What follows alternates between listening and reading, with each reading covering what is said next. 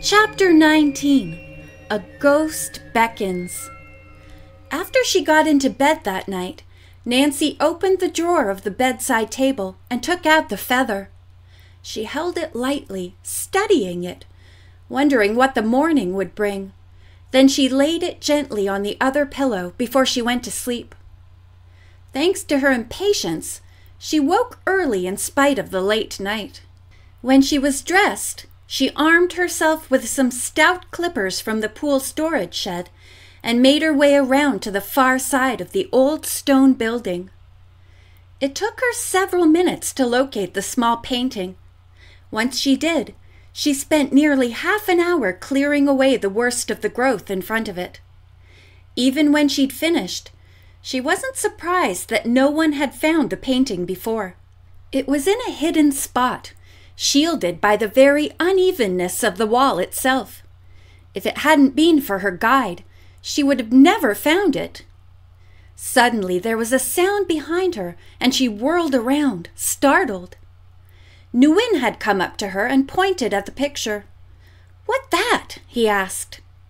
"I found another Kachina painting," Nancy replied, then told the boy about her mysterious guide the night before. "It not like others," Nguyen observed, after he'd inspected the painting. "I know," Nancy agreed. "Is your Aunt Maria awake yet?" "She fixing breakfast." "Would you mind asking her to come out here when she has a free minute? I'd like to know what this Kachina represents. Then maybe I can figure out why it is in such a hidden spot." "I go ask," Nguyen agreed, and disappeared around the stone wall at a dead run. Nancy busied herself clearing away more thorny limbs. She had a fair space opened up by the time Maria and Nguyen came to join her. She got to her feet and moved to one side so that the Indian woman could have a clear view of the small but surprisingly well-preserved picture. Maria leaned down, then gasped and stepped back, almost involuntarily. "It's Hilali," she whispered. "Hilali? What's that?" Nancy asked. "Is it some special sort of Kachina?" "It is a witch Kachina brought to our tribe from the Zuni. You see the wildcat skin draped over its shoulders? It's a mark of fierceness. It is often a guard at our ceremonials." "A guard?" Nancy frowned. "But why would it be painted here?" "To guard the house?" Maria suggested. "I don't think so. A guard would be near the door." Nancy studied the painting again, then asked, "Is it authentic?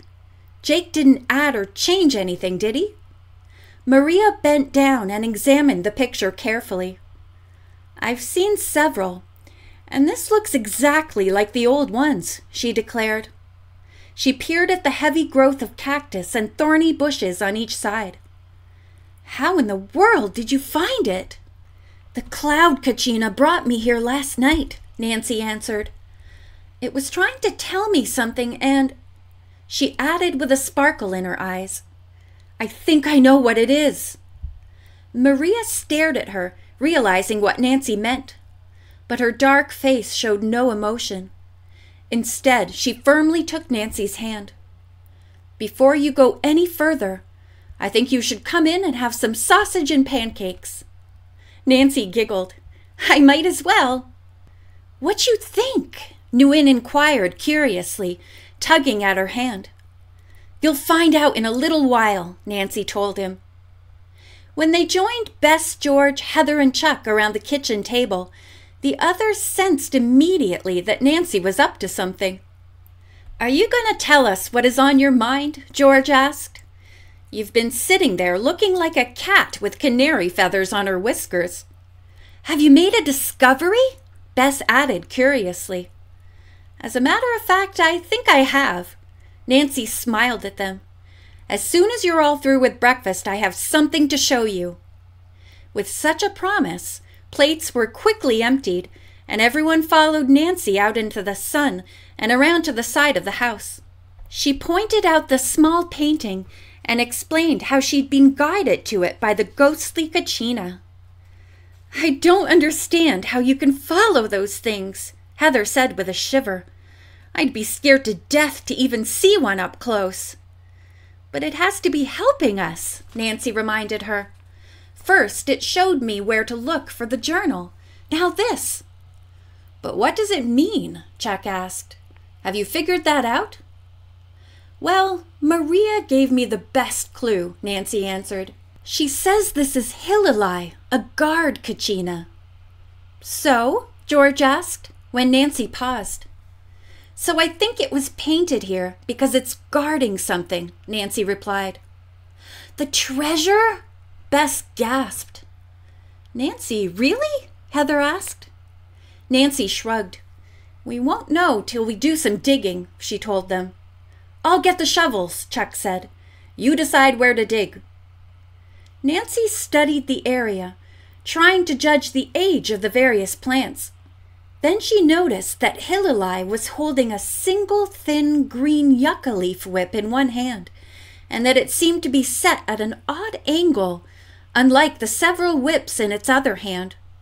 With her eyes, she traced the direction in which the painted leaf was pointing and marked the sandy soil with her toe. Is that where the treasure is buried? Heather asked. I'm afraid we'll have to dig to find out, Nancy admitted. So let's get started, Chuck said, handing a shovel to Nancy. You can take out the first shovelful. We're going to have to take turns, Nancy warned as she started digging. It's hard to tell how deep we have to go. She hesitated, then added, provided there is something buried here. I can't guarantee that, you know. So dig, he teased. We'll never find anything speculating. Soon the laughter died away and was replaced by serious work. The hole was growing, but the earth was so hard they had to fight for every foot.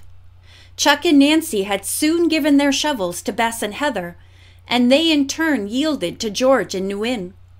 Maria was kept busy bringing out cold drinks and other refreshments to keep the workers going.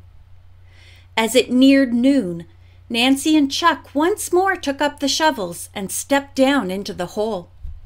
Nancy worked on one end, her hands sore and perspiration forming on her face as the day grew warmer. However, as she forced the shovel in for the fourth time, there was a dull clanging sound, and the shovel refused to move when she leaned her weight on it. Hey! Chuck shouted. You've hit something! I hope it isn't another rock, Nancy said.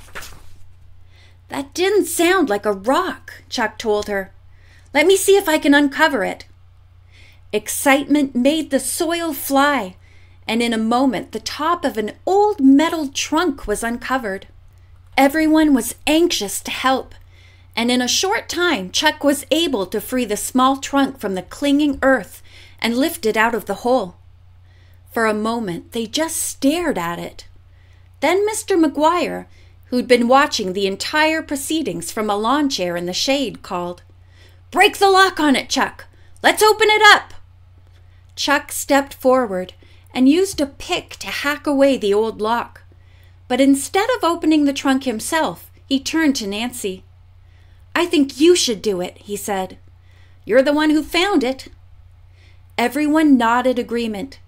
Nancy took a deep breath and moved forward to touch the metal lid that was warming now from the sun after being so long in the cool depths of the earth.